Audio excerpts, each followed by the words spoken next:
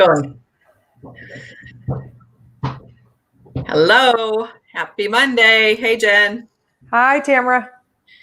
We are here to talk about some HR topics and just share some things that we're seeing around HR and people and talent. And I think one of the things Jen and I have been talking a lot about, and I know, Jen, you just came off of a webinar talking about this, and that's mental health. And how do we manage and maintain our mental health and capacity and positivity probably during these uncertain times and maybe a little bit of stressful times. And then we got the holidays happening around us. So maybe you want to share a little bit about what you were teaching today. Well, I mean, first of all, it was a local chapter of a smaller state society, and we had 125 people register or something. So, and so not a lot. So there's a pent-up demand and need. Yeah, not a lot of, not a long lead time to fill that up either, like maybe 4 weeks or so the webinar was open. So anyway, I thought that was interesting and not surprising. I mean, this time of the year is always a little bit painful for some, tougher. And then the pandemic and, racial injustice and the election took its toll, and just, people are feeling it, and uncertainty of 2021. I know most of us are anxious to get there because we think, gosh, it's got to be better, right? But there are concerns. So, anyway, I just was, I thought it was interesting, first, that I was asked for the topic. And then second, that, so many people came, and then had a lot of interactivity on the chat, which was awesome. They weren't allowed to unmute the way it was set up, but tons of activity on the chat. So, and I asked right away, like, why'd you come? What drew you to the topic? And a lot of people chatted, I'm worried about my people. Not just I'm worried about myself, but I'm worried about my people. Right. And the way I structured the material was mostly about self. That's how we wrote the session description. But, clearly all the ideas could be shared with the team, and the warning signs and that sort of thing of mental illness could certainly be taught to all the managers and supervisors and everybody who is responsible for shepherding the people and that sort of thing. So anyway, it was good and interactive. It was awesome. Well, and I think you were just talking about like teaching managers about it. And from an HR perspective, it's like, what are the watch signs? What should we be looking for? And what should we be paying attention to with our people? Well, so before we go there, just real fast, I want to say, Tamera, that it's, like I heard what I said, then you said it, teaching supervisors and managers. And when you said it, I was stopped by something that I think would stop a lot of us from having this conversation in our offices or at work. And that is that there's a pretty big stigma associated with mental illness and or not being mentally well. Because I don't even like the phrase mental illness. I didn't say that when I taught it, but the number of times I had to say it, I don't like it. I don't. It sounds sicker than it has to. Let's say. Right. One of the statistics, Tamera, was that 1 in 5 Americans each year will suffer from anxiety. And a recent survey, 24,000 workers showed that a third were suffering from anxiety or depression. This is May of this year. Wow. So that's more than one in 5, 20%, right? So it's up, obviously. But, if you think about that, then like mental illness, how could there be a stigma? If 1 in 5 of us is going to have some anxiety per year, how could we make that like you're a loser or something? But there is a feeling of failure if you are mentally vulnerable or unwell. And so I just wanted to say that for a lot of HR professionals, we want to set up an employee assistance program, and we want to have, like what I'm going to call formal resources, but we don't necessarily want to like have lunch and learns around mental health, because it sounds soft and squishy and all that. But I can't think of anything more important to be talking about right now. Well, and I like mental health versus mental illness. We don't have to focus on the illness focus of it, but we should be talking about mental health. We talk about physical health. We talk about spiritual health in our business anyway. And it's like the whole being, we've talked about this before in the huddles, I have to bring my whole self to work. I need to be mentally well and Yeah. have mental capacity to be as productive as possible at work. So it does apply to work. Yeah. Well, and so you asked about warning signs, and I don't have them memorized, and I don't have my slides in front of me, but I have most of them. There's a big obvious one: hurting oneself, or the desire to hurt oneself, or the contemplation to hurt oneself or end their life. Obviously, any discussion of that, any experience of that concern, big or significant weight loss or weight gain, sort of unexplained, not necessarily on a diet or new workout regime, just losing weight or gaining it, and usually in a shorter period of time. If you are sad for over 2 weeks, they say that's a warning sign. So being sad sometimes is not mental illness. Right. And being like feeling sad about the pandemic is normal. Right. It would be abnormal, I think, not to be sad about the pandemic, some aspects of it, and how it's impacted us all and impacted others. But also finding silver linings in the pandemic is not abnormal. It's okay to be both, to have a little of both. But anyway, so sadness for more than 2 weeks is another one. Mood swings, like I'm super happy and then I'm super upset, or something like that. That's a pretty good, signal. Tamera's like, I feel like I've seen Jennifer like that. I was thinking about myself, but yeah, probably both of us. Yeah. So, the mood swings would be something just to watch for. All of a sudden feeling really anxious about something that is a normal everyday activity and having fears around it, like you normally were fine on your commute, getting on the freeway and driving, but you find that one day you get on the freeway and you have this just complete breakout of sweat and you're breathing hard and your heart's racing and you're scared of driving on the freeway. And that wasn't something that you had before, then that would be a signal. Not sleeping or sleeping all the time. I mean, those are just some of the symptoms, and you could say, well, are all those symptoms of mental illness? You could say it could be physical illness, some of that stuff, like weight loss or gain, come on. Or sleep. It's not perfect. Yeah, exactly. That's what made me think of it, sleep. So it's not a perfect test or whatever, if you will, but there are, by the way, and I didn't put these in the resources, Tamera, before I send it to them as final, I'm going to. There was a really cool online assessment you could take. And I thought that was fun. I think it was Psychology Today that had that. Psychologytoday.com. I don't get anything for saying this. They just are, I get the magazine. And I started getting it when I started researching toxic work environments.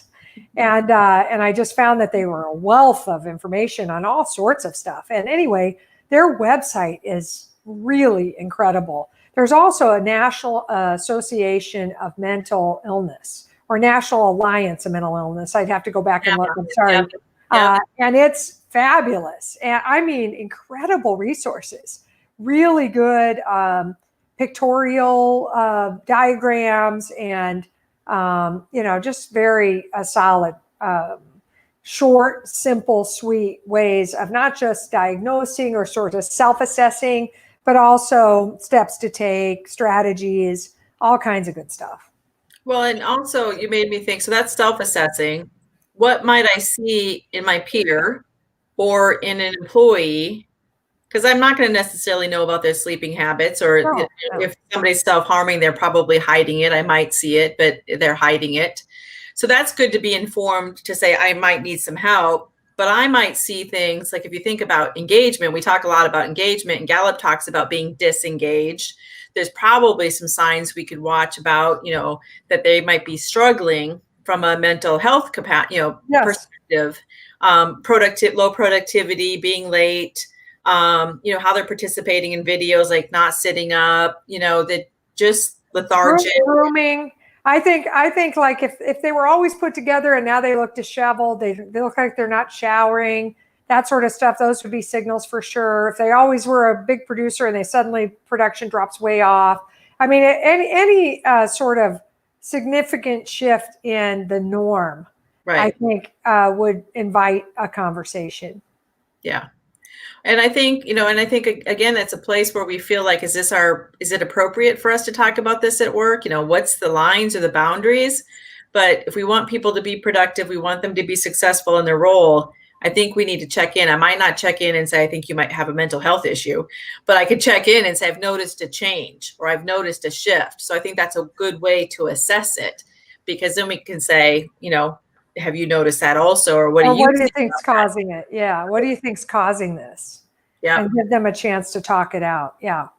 And make it a safe place to talk about it. That's that stigma piece. Like, it's okay.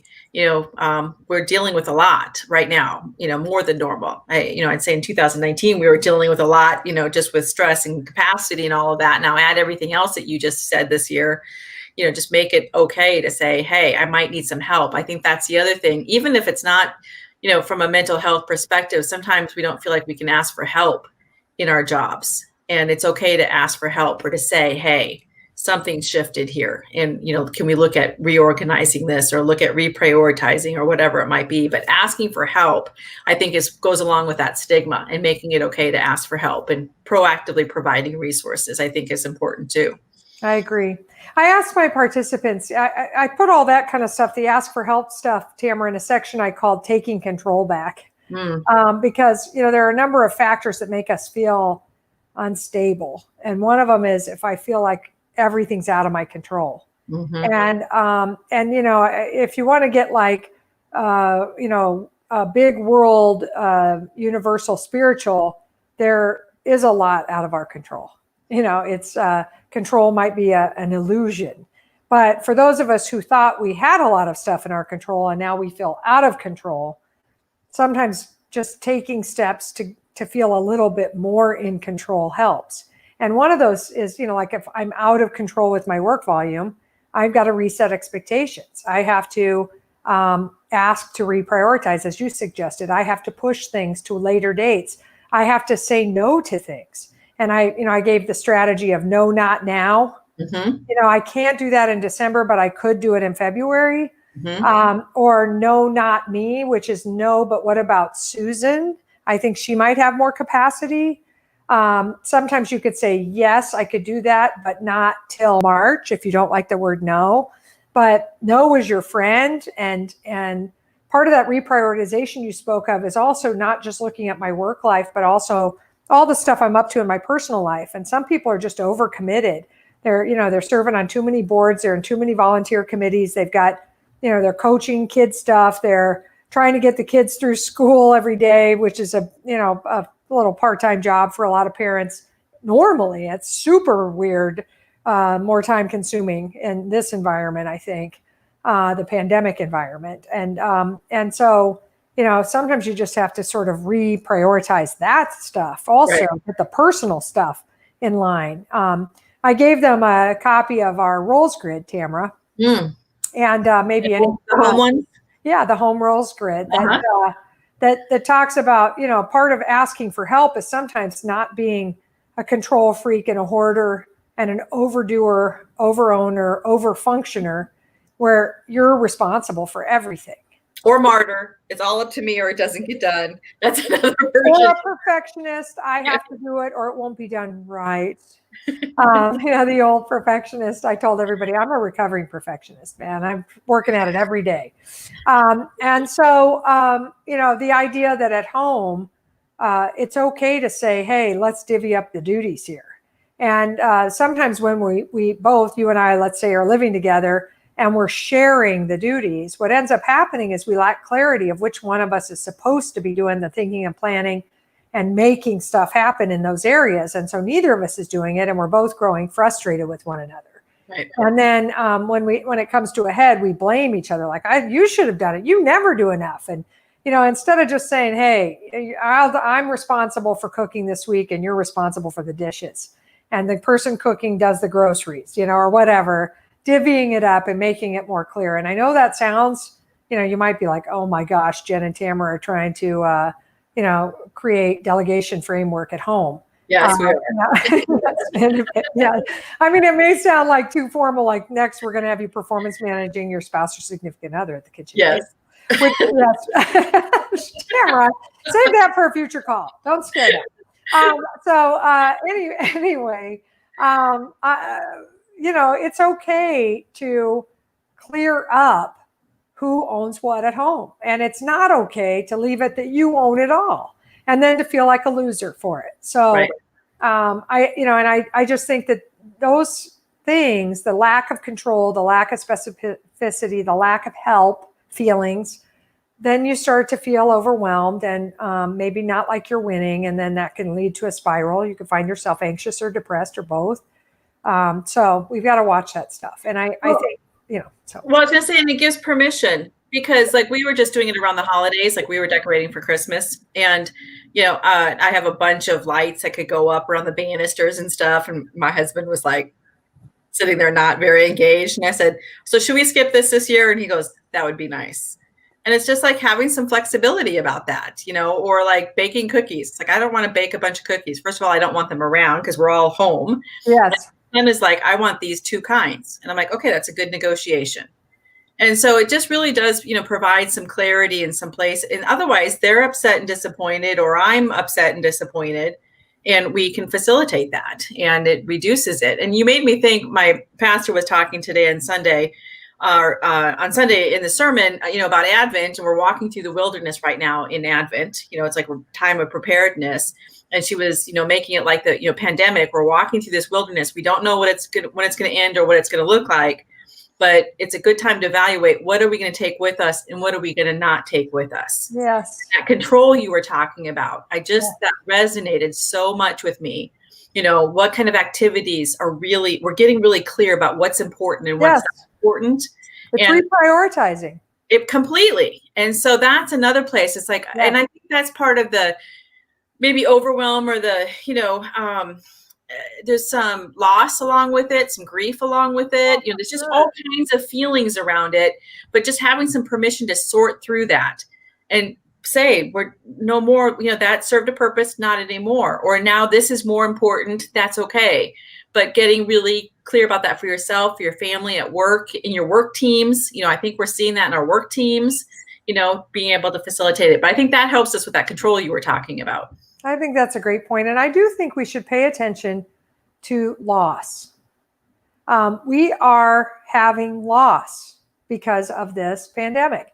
And the most obvious loss is 275,000 people so far not going to show up at the kitchen table at Christmas or whatever, the dining room. And that's horrible. And there are a lot of families affected by that. It's absolutely terrible. But there are all sorts of other losses. So you may think, well, I don't have, knock wood, I'm not one of the people affected by that. Well, okay, you have other losses. There's stuff we've lost because of the pandemic. And it's not as great as loss of life, but it's still upsetting. And you have to acknowledge that and speak about it and go through a grieving process for the loss. I mean, Tamara, you and I, we've had lost work, the first 4 months. Now we found it all. All at once. Yeah, times 2, all at once. We had that, and that was scary and painful. We've had the loss of getting to see our clients and the loss of many conference experiences that haven't happened this year. And, we have loss in not going to in-person church, which is brutal. And I was saying, that I miss some of the rituals of that, even though I'm able to pray and, do online church. It's not the same as going and getting communion. And a lot of my church, I've been going to that church since I was 3 years old. I took a break when I moved, but when I moved back, I went back to my home church.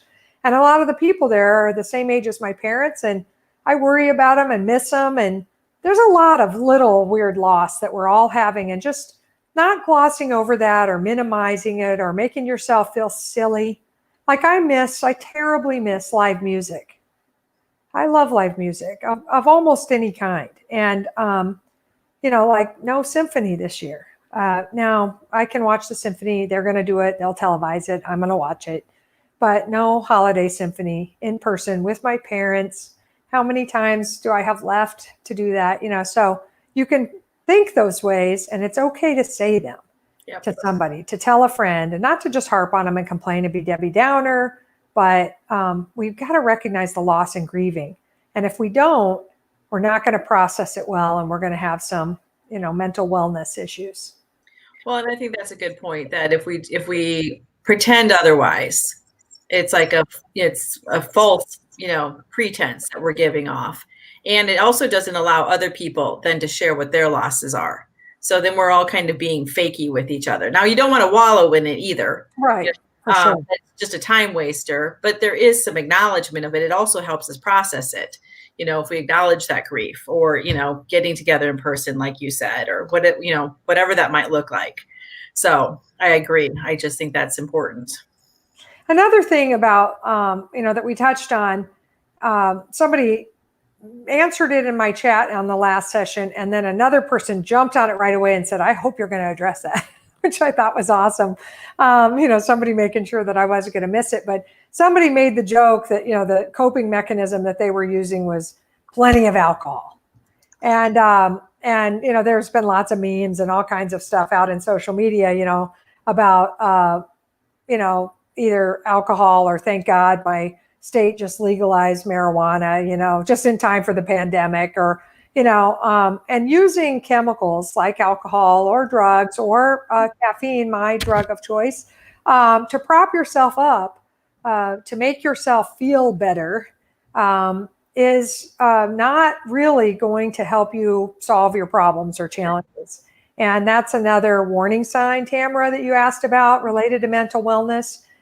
Is, overindulging in chemicals to sort of make me feel better. And alcohol is a depressant, so it doesn't make you feel better. In the moment it might, but then it leads to like depressant chemicals hitting your brain. And, it's not a real solution. So that's just another thing I would caution us as the holidays approach. I know we all like to imbibe in a little holiday cheer, but to be careful that we're not using it as an anesthetic, to avoid the conversations we need to have, or avoid taking the actions we need to take to make sure that we're well. Or avoid the feelings that we're experiencing, which I think is another reason we use it.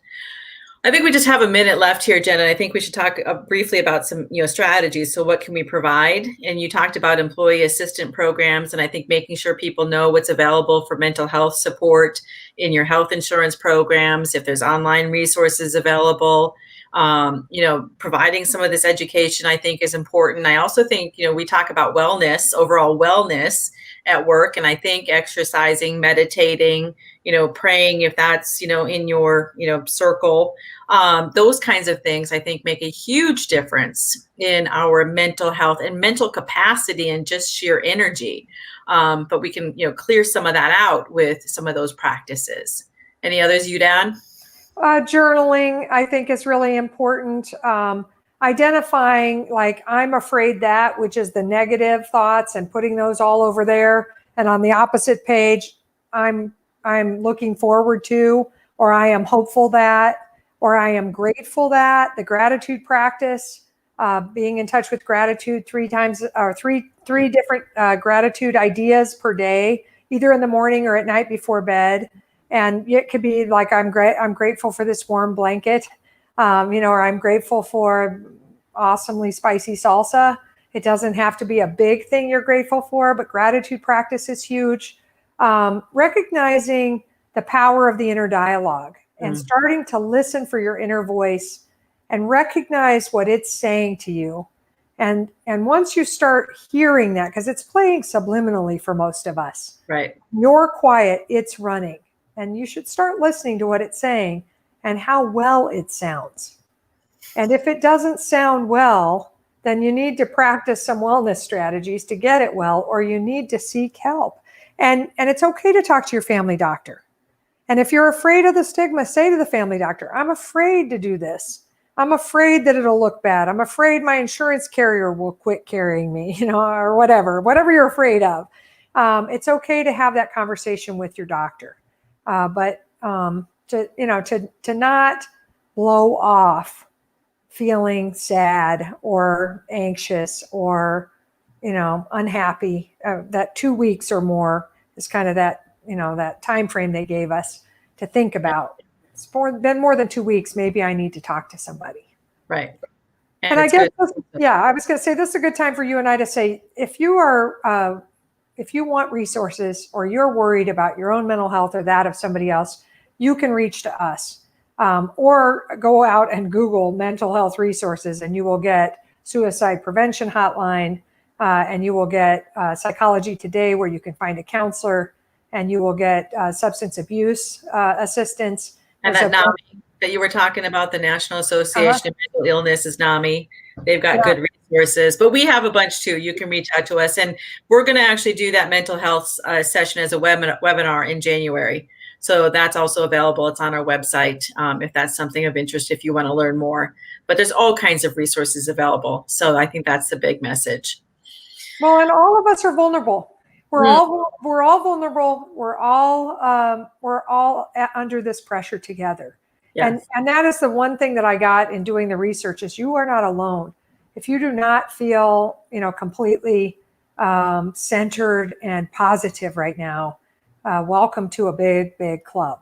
And so it's okay to, employ some of these strategies. The only other thing I got to say, Tamera, is you and I employ one with great regularity that we would be remiss, and that is exercise. Yes. So get out there and walk, run, Pilates, yoga, whatever it is. Yeah, exactly. There's a lot of stuff you can do at home. I'm not going to any gym whatsoever. But I'm on a holiday exercise streak. Tamera is too. We're exercising every single day from Thanksgiving to New Year's. Believe me, no matter what's going on in our lives, when we finish that exercise, we feel better. Right. So, as long as you're cleared, incorporate that too. It's such a great coping mechanism. So much better than substance abuse. Right. So, anyway. Yes. And on the gratitude note, we're grateful for everyone that has participated with us in these HR huddles. And we look forward to next week. We will see you a couple times before we break for the holidays. So reach out to us if you have any questions or thoughts about this topic, or if you want to see other topics, especially as we plan the new year. We are interested in your topic ideas. So otherwise, have a great evening, and we'll see you next week. Thanks. Everybody. Bye. Bye.